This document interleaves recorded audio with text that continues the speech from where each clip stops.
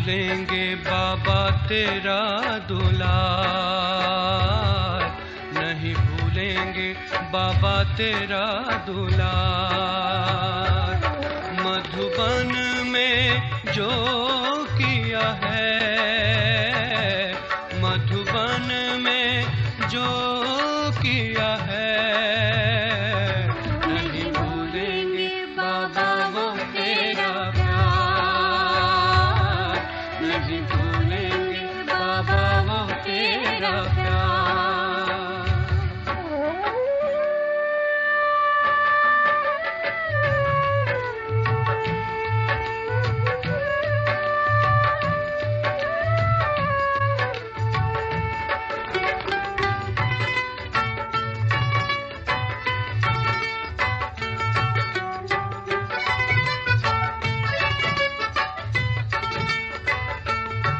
मीठा सा मधुबन याद दिलाए, बिना कहे नयन में तू बस जाए। मीठा सा मधुबन याद। ఓం శాంతి. ఇప్పుడు యజ్ఞమాత జగదంబ సరస్వతి మమ్మావారితో తమ అనుభవాలను మనోహర్ ఇంద్రదాదిజీ తెలియచేశారు. ఇప్పుడు మనం ఆ క్లాస్ విందాము. ఓం శాంతి. ఇప్పుడు పాట విన్నారు కదా. బాబా, మీ ప్రేమను మరువలేము. బాబా ప్రేమలో ఏమి ఇమిడి ఉంది? నిస్వార్థ ప్రేమ, అనంతమైన ప్రేమ, ఆత్మిక ప్రేమ ఇమిడి ఉంది. బాబా మరియు మమ్మ ఎలాంటి ప్రేమను ఇచ్చారు అంటే దానిని మరిచిపోవాలన్నా మరిచిపోలేము. ఎంతో లోతైన ప్రేమను మాకు అనుభవం చేయించారు. జ్ఞానంతో పాలింపబడుతూ మెల్లమెల్లగా మేము అనుభవం చేసుకున్నాము. స్వయం భగవంతుడు ఈ భూమిపైకి వచ్చి చైతన్యంగా ఉంటూ ప్రేమతో మాకు నేర్పారు. బాబా ముఖం నుండి, వారి కళ్ళ నుండి ప్రేమ యొక్క వర్షం కురుస్తూ ఉండేది. వద్దనుకున్నా సరే వారి దృష్టిని తీసుకుంటూ ఉండేవాళ్ళము. మేము బాబాను చూస్తూ ఉండేవారిమి. బాబా మమ్మల్ని చూస్తూ దృష్టినిచ్చేవారు. బాబా ప్రేమను ఎలా పొందామో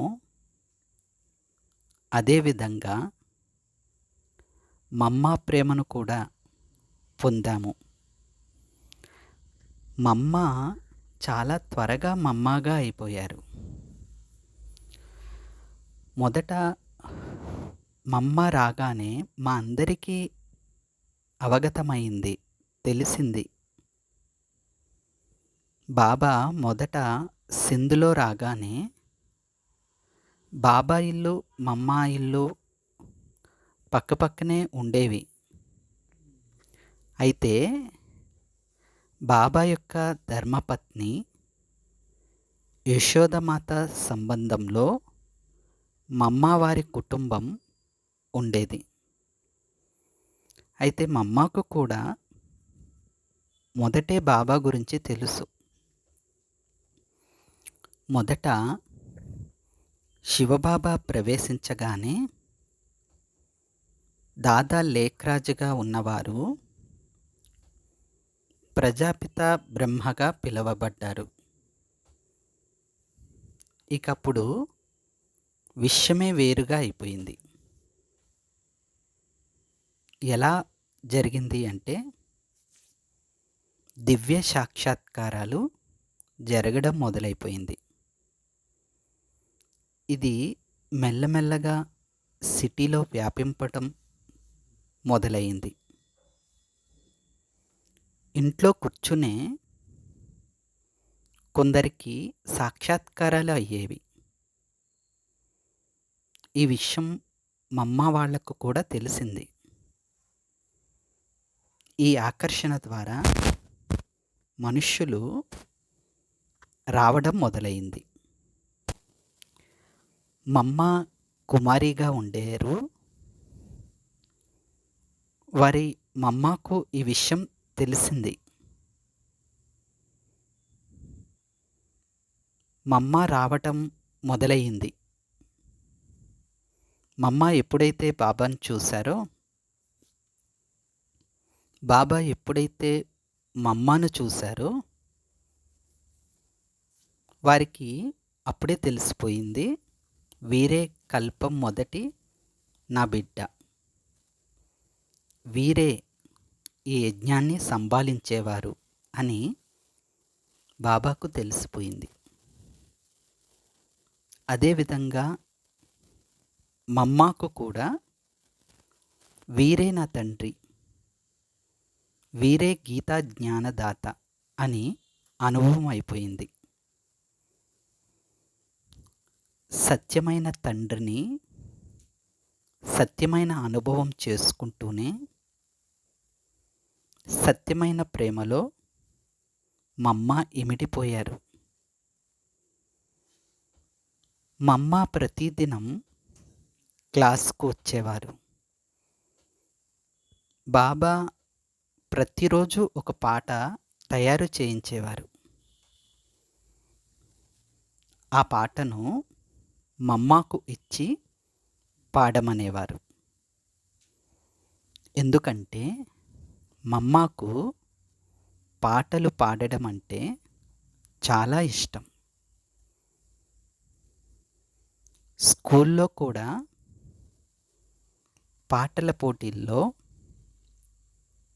మమ్మ వారికి మంచి మంచి బహుమతులు వచ్చేవి.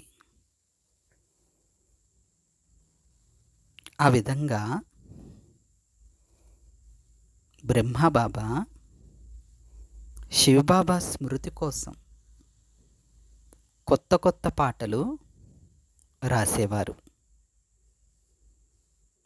మమ్మ ఏమో వీణ మీటుతూ ఆ పాటలను పాడేవారు. మమ్మ పాటలు పాడే సమయంలో వారి రూపురేఖలు ఎలా ఉండేవి అంటే, వారు పాట పాడుతూ ఉంటే వారి కళ్ళు, ముఖం కూడా పాట పాడుతున్నట్లుగా ఉండేది. మమ్మ వీణ పట్టుకుని గద్దెపైన కూర్చుని పాట పాడుతూ ఓం ధ్వని చేస్తూ ఉంటే అందరికీ క్లాస్ మొదలైపోయింది అని తెలిసిపోయేది. మేమంతా చిన్న చిన్న పిల్లలుగా ఉన్నాం.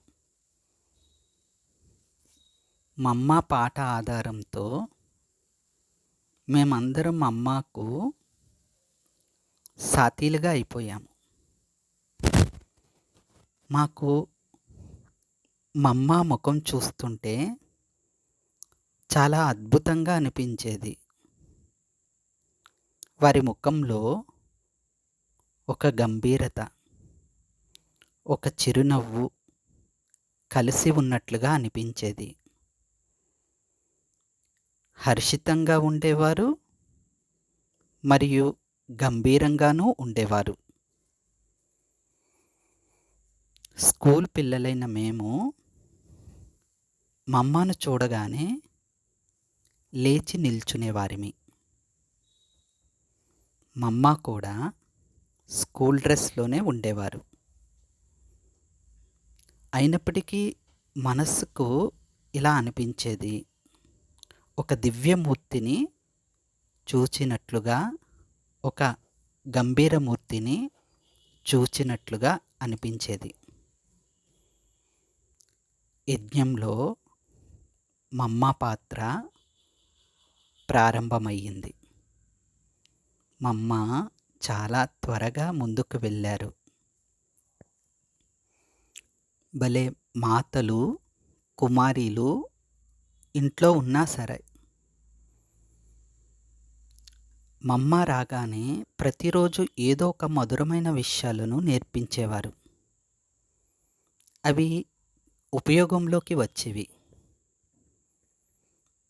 మేమందరం బంధింపబడేవారిమి. అయితే మమ్మ మాకు ఇలా నేర్పేవారు. మిమ్మల్ని ఇక్కడకు రానివ్వకుండా ఎవ్వరూ ఆపలేరు అని చెప్పేవారు. కానీ మీరు ప్రేమ మరియు జ్ఞానంతో ఇతరులకు అర్థం చేయించండి, మొండితనంతో కాదు. ఎందుకంటే వారికి జ్ఞానం లేదు కదా అని అనేవారు. ఎవరు నిందించినా సరే ఎదిరించి వారిని ఎదుర్కోకండి అని మమ్మ మాకు ప్రేమతో అర్థం చేయించేవారు. మొండిగా ఉండకండి అని బంధనంలో ఉండే పిల్లలకు అర్థం చేయించేవారు. మమ్మ చెప్పిన విషయాలను మేము ధారణ చేసి సఫలతను పొందాము. మమ్మ కొరకు మా అందరి ప్రేమ ఇమిడిపోయి ఉండేది. ఎటువంటి ప్రేమ ఉండేది అంటే అదిక వేరు చేయలేనిదిగా. బాబా ఉదయం సమయంలో వచ్చి క్లాస్ చేసేవారు. బాబా అంటే ఇక్కడ ఇద్దరు తండ్రులు. మేమంతా చిన్నపిల్లలం. బాబాకు ఆత్మిక ఆకర్షణ ఉండేది. మెల్లమెల్లగా ఈ ఆత్మిక ఆకర్షణ కొరకు అందరూ వచ్చేసేవారు. మమ్మ కూడా ఓం ధ్వని చేస్తూ అందరినీ కూర్చోబెట్టేవారు. చాలామందికైతే సాక్షాత్కారం కూడా అయ్యేది. వీరు మమ్మ కాదు, సాక్షాత్తు లక్ష్మి అయినారు అని లేచి నిలబడి నమస్కారం చేసేవారిమి. వీరు సాక్షాత్తు ఆ శ్రీకృష్ణుని గోపిక అని సాష్టాంగపడేవారు. ఈ విధంగా మెల్లమెల్లగా ఏ జ్ఞానమైతే ఇవ్వబడిందో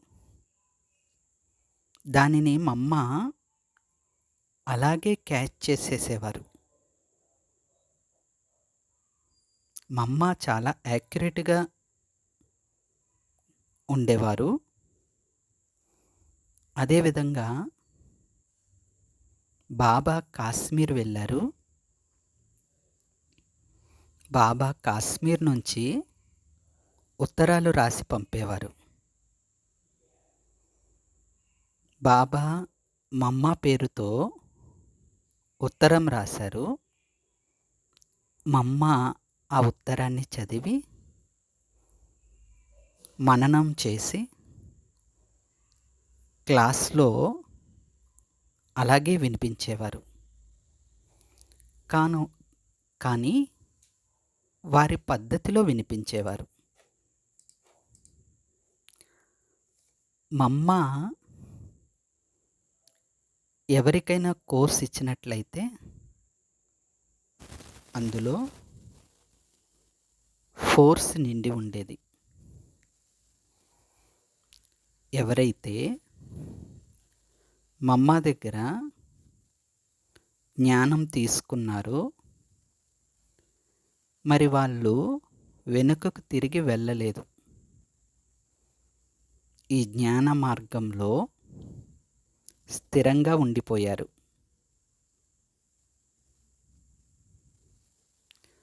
జ్ఞానంలో మేమందరం కోర్స్ ఇచ్చిన వారు అటు ఇటు అవుతున్నా మమ్మ కోర్సులో ఎంతో విడదీయలేని ప్రేమ ఉండేది. ఎందుకంటే వారు తమ ఆంతరికంలో నిస్వార్థత ఉంచుకునేవారు. మహిమ కొరకు ఆశించేవారు కాదు. మమ్మ ద్వారా కన్యలు అలా సమర్పణ అయిపోయేవారు. ఎందుకంటే మేము మరియు మమ్మ కూడా ప్రారంభం నుండి అంటే మొదట ఇంటి నుండే వెళ్ళేవాళ్ళం. ఆ సమయంలో మమ్మ ఎప్పుడూ కూడా యజ్ఞం నుండి తినేవారు కాదు. మేము అప్పుడప్పుడు కొన్నిసార్లు తినేవారిమి. నేను ఒకసారి మమ్మను అడిగాను, మమ్మ మీరెందుకు ఇక్కడ భోంచేయట్లేదు? అప్పుడు మమ్మ చెప్పారు, సమర్పణ కాకుండా ఈ యజ్ఞంలో భోజనం చేయను. సేవ మన ద్వారా జరిగినప్పుడు మాత్రమే యజ్ఞం నుండి భోజనం తీసుకోవాలి అని నేర్పేవారు.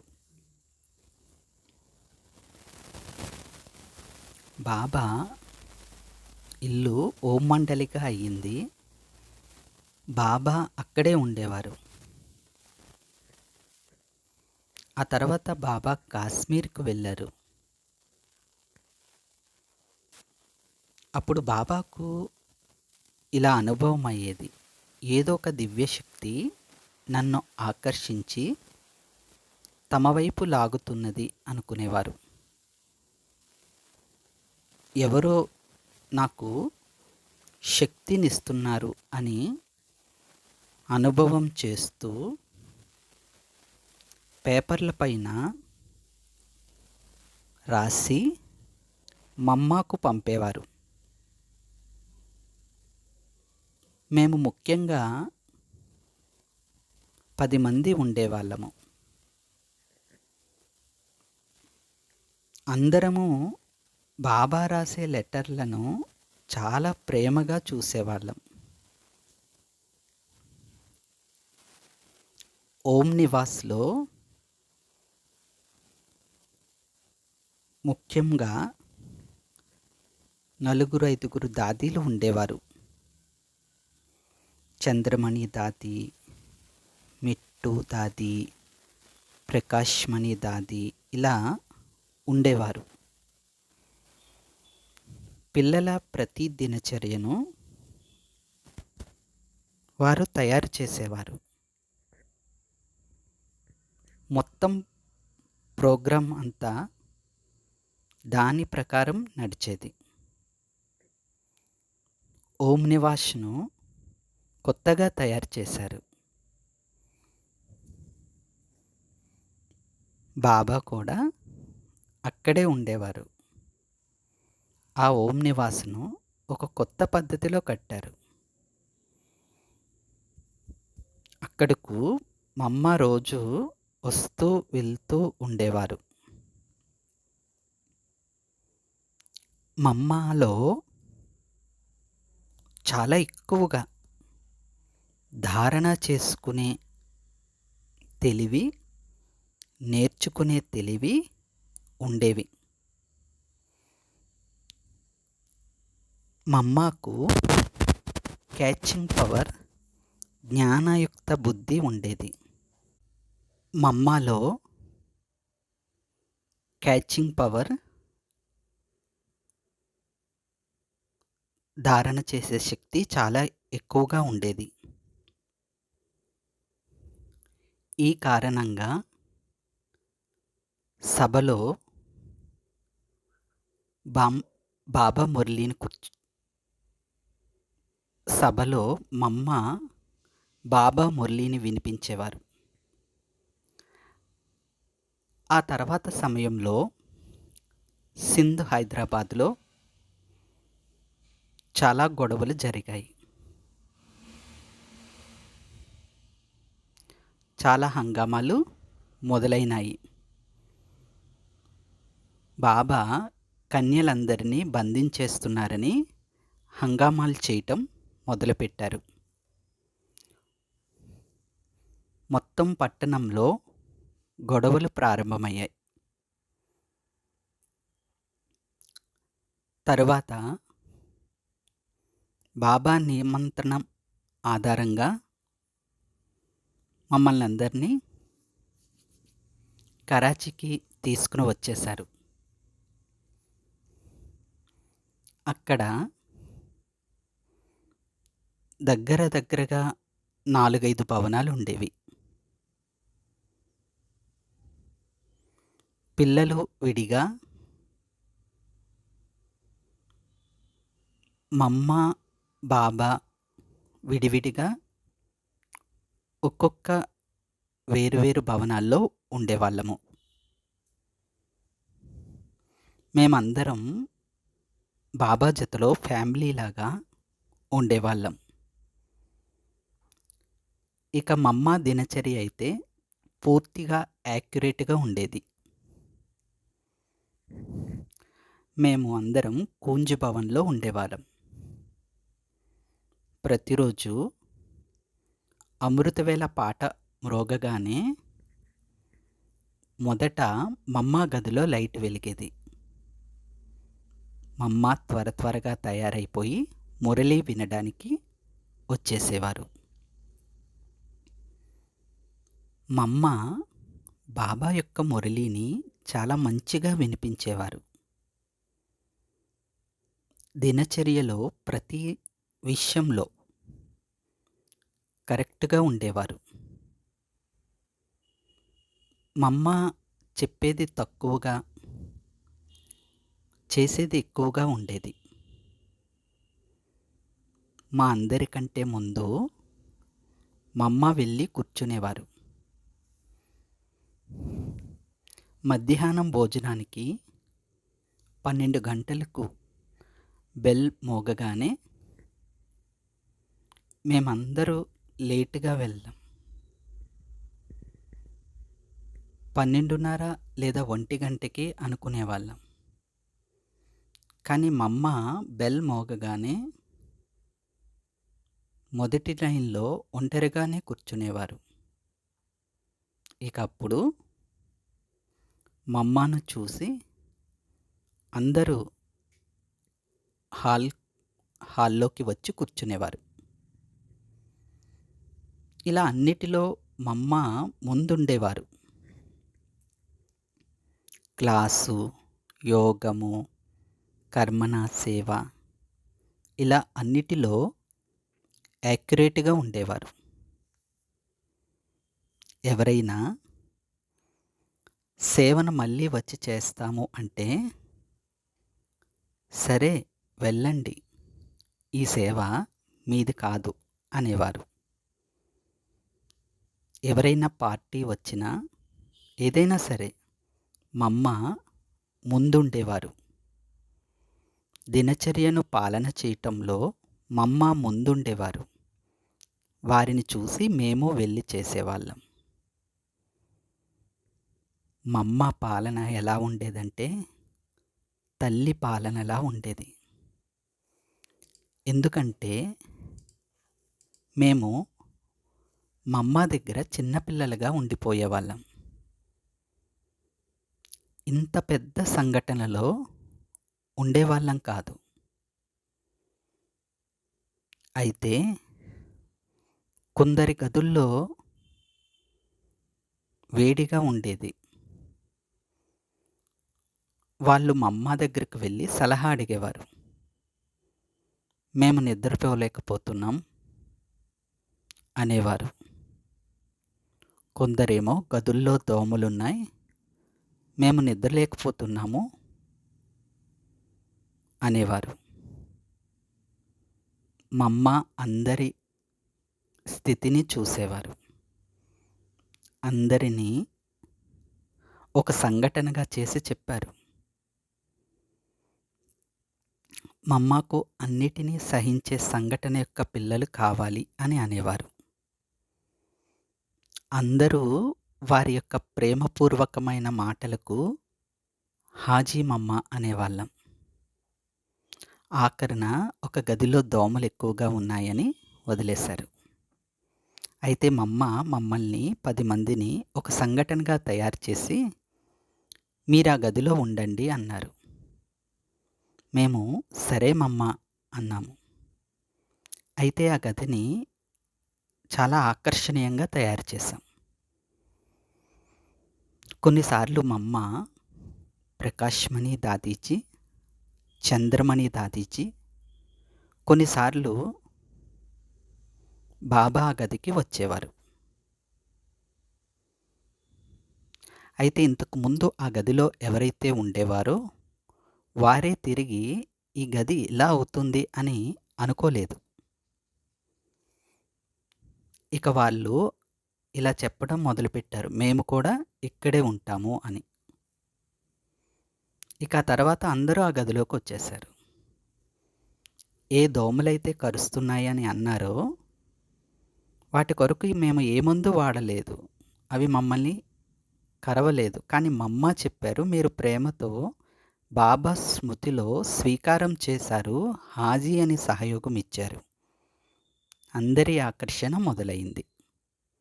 మా అమ్మ ఎలాంటి పరిస్థితుల్లోనూ తన కర్మలలో తాము బిజీగా ఉంటూ మాకు చెప్పేవారు, కర్మ ప్లస్ యోగం రెండు బ్యాలెన్స్గా ఉండాలి అని. అటు ఇటు కూడా చూడకుండా తమ పని తాము చేసుకుంటూ వెళ్ళేవారు. గంభీరంగా ఉండేవారు. మా అమ్మ వైబ్రేషన్స్లో మేము కూడా చేసేవారిమి. మమ్మల్ని చూసి ఇతరులు చేసేవారు. ఇలా సంఘటన తయారయ్యింది. రోటీలకు పిండి కలిపేవారిమి. అదంతా ఆఖరి వరకు ఉంది, పూర్తి చేసేవారిమి. ఎందుకంటే ఈ విశేషత మా అమ్మని చూసి నేర్చుకున్నాం. మా అమ్మ ఎప్పుడూ మధ్యలో ఏ సేవ వదిలిపెట్టి వెళ్ళేవారు కాదు. అలాగే మాకు కూడా ఆ అలవాటు వచ్చేసింది. ఏదైనా సరే బట్టలు కుట్టడం, కూరగాయలు కట్ చేయటం, భోజనం వండటం, వడ్డించటం అన్నిటిలోనూ మా అమ్మ ముందుండేవారు. మనల్ని చూసి ఇతరులు చేస్తారు అనేవారు. కలిసి ఉండేవారిమి కనుక చిన్న చిన్న హెచ్చుతగ్గులు అవుతూ ఉండేవి. మేము మా అమ్మ దగ్గరికి వెళ్ళి చెప్పేవాళ్ళం, వాళ్ళు ఇలా అన్నారు, మేము ఇలా అన్నాము అని. మా అమ్మ జ్ఞానయుక్తంగా మధురమైన మాటలతో చెప్పేవారు. వారు కొద్దిగా బలహీనంగా ఉన్నారు కదా, మీరు సహనశీలతతో ధారణాయుక్తంగా ఉండండి అని సర్ది చెప్పేవారు. ఇక అందరం సమాధాన స్వరూపులుగా అయిపోయేవాళ్ళమి, తిరిగి వచ్చేసేవాళ్ళం. సరెండర్ అంటే బుద్ధితో సరెండర్. భగవంతుని వారిగా అవ్వడమే సరెండర్గా అవ్వటం. మా అమ్మ యొక్క ధారణా స్వరూపం చూసి మేము నేర్చుకున్నాం. ఏ కర్మను కూడా షో చేయకండి. మా అమ్మకు మేము పని చేస్తే వారు చేశాము అంటున్నారని చెప్పినప్పుడు మా అమ్మ ఇలా అనేవారు, మీరు చేసిందే మీ భవిష్యత్తుకు తయారైపోతుంది, మరి చెప్పడం ఎందుకు అలాగని చెప్పేవారిపైన కోపం పెట్టుకోకండి. అది వారి సంస్కారం. వారిపైన మంచి భావన పెట్టుకోండి అనేవారు. అప్పుడప్పుడు ఈ విషయాలు బాబా వద్దకు కూడా వెళ్తూ ఉండేవి. ఈ బిడ్డ షో చేయట్లేదని తెలుసుకుని వీరు ఆల్రౌండర్ సేవాదారి అని చెప్పేవారు. యజ్ఞాన్ని తమ ఇల్లు అని భావించి సేవ చేయాలి. ఎవరైనా ఇంటి పనిని లెక్క వేసుకుంటారా? మమ్మ యొక్క ధారణ కూడా ఇలాగే ఉండేది. ప్రతి అడుగు అడుగులో శ్రీమతం ఉండేది. మమ్మ చేతిలో మురళి ఉండేది. మురళిని 3 సార్లు చదివి మురళి నుండి వెన్న తీసినట్లు యాక్యురేట్గా మురళిని నడిపించేవారు. మమ్మ అందరికీ మమ్మ అయ్యారు. మమ్మలాగా ప్రేమించటం, మమ్మలాగా అందరినీ తేలిక చేయటం, ఇవి చాలా దివ్య గుణాలు. మనస్సును తేలికగా చేసేవారు. మమ్మతో బాబా అడిగేవారు, మమ్మాను మీ పిల్లలు రాజకుషియేనా అని అనేవారు. మమ్మ చెప్పేవారు, హాజీ బాబా. ఈ హాజీ బాబా అనే శబ్దం మమ్మ నోటి నుండి ఎప్పుడూ వస్తూ ఉండేది. ఒకసారి త్రిమూర్తి, సృష్టి చక్రము, వృక్షము వీటి చిత్రాలను గీసి ఇవ్వమన్నారు. అది కూడా 15 రోజుల్లో ఇవ్వండి అని అన్నారు బాబా. మమ్మ వెంటనే హాజీ అనేశారు. మమ్మల్ని పిలిచి మమ్మ చెప్పారు, మేము చెప్పాము 30 రోజుల్లో ఇవి ఎలా అవుతుంది? బాబాకు 30 రోజులు అడగండి, 15 రోజుల్లో ఇవి పూర్తి కావు అని అన్నాం. దానికి మమ్మ, మన్మతం మిక్స్ చేయకూడదు, చెప్పింది ఎవరు? మనం అలా అనకూడదు, బాబాను ఎప్పుడూ అలా అడగకూడదు అని ప్రేమతో తెలియచేసేవారు. ఒకసారి మమ్మకు కొంచెం సుస్థి చేసింది. ఇంటిలో మెడిసిన్ వాడారు. సర్జన్ వారికి ఆపరేషన్ చేయాలని చెప్పారు. కానీ బాబా చెప్పారు, జగదంబకు ఆపరేషన్ కొరకు చెయ్యి పట్టుకోవటమా, ఇంటిలోని మెడిసినే వాడండి అన్నారు. అప్పుడు ఆ సుస్థి అలాగే తగ్గిపోయింది. అలాగే ఒకసారి బాబా మమ్మను పిలిచారు. వెంటనే మమ్మ వెళ్ళి బాబా ముందు నిల్చున్నారు. మమ్మ, టీ తాగుతారా అని బాబా అడిగారు. లేదు బాబా, గ్లాస్ అక్కడే ఉంది అని మమ్మ అన్నారు. బాబా మమ్మతో, ఫలానా దగ్గర ప్రదర్శని ఉంది,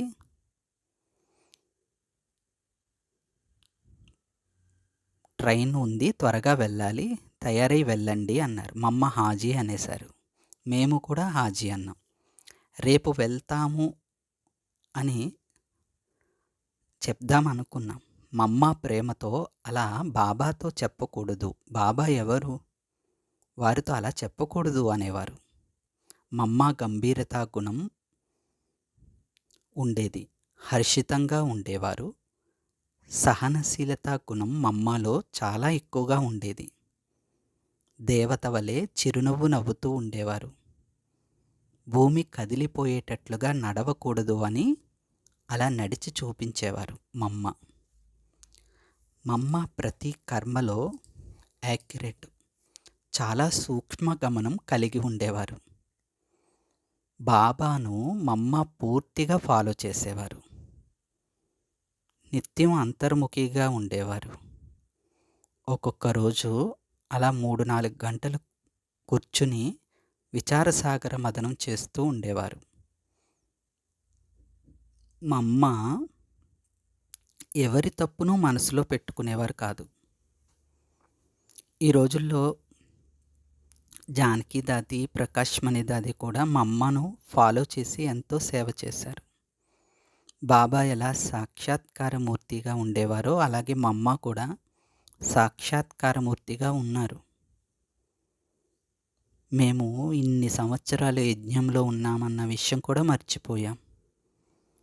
ఇలాంటి అమూల్యమైన పాలన, ప్రేమపూర్వకమైన శిక్షణ మాకు లభించింది.